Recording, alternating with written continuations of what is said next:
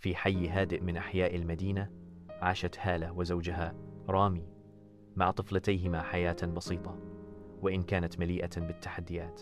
كان الحب بينهما قد بدأ كبيرا، لكنه مع الوقت بدأ يخفت وسط ضغوط الحياة.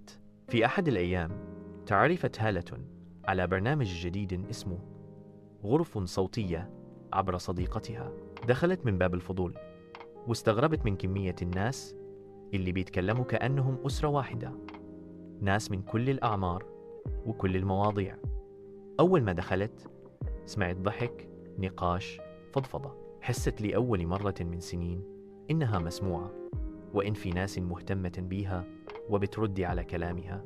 بدأت تدخل كل يوم، مرة بالليل، مرة الصبح. بقت بتنسى الطبخ وتسيب بناتها قدام التلفزيون، ودايما في ودنها السماعة. في البداية رامي ما خدش باله، لكن لاحظ إن البيت بقى دايما ساكت، وإن مراته مشغولة. حتى وهي جنبه حاول يكلمها، قالت له مشغولة شوية في أوضة فيها موضوع مهم. ولما حاول يدخل معاها قالت له لا، ده مكان خاص بيا، ابتعد عنها شويه بشويش. وبدل ما يواجهها راح هو كمان يدور على غرف تانية، ودخل غرف فيها مواضيع مختلفة، وبدأ يلاقي نفسه هو كمان فيها.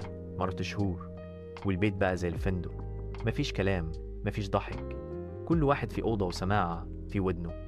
البنات بقت بتاكل لوحدها وتذاكر لوحدها، ومحدش بيحكي لحد.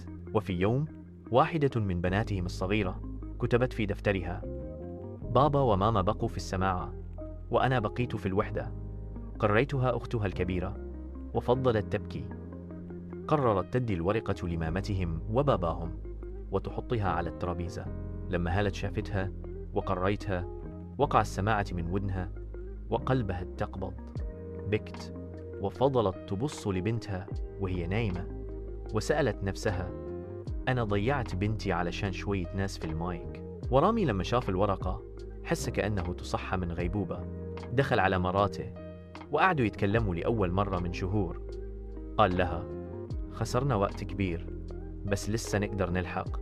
قفلوا التطبيقات ورجعوا يحكوا لبناتهم حكايات قبل النوم، لكن جواهم وعد: ولا غرفة صوتية هتاخد بيتنا منا تاني.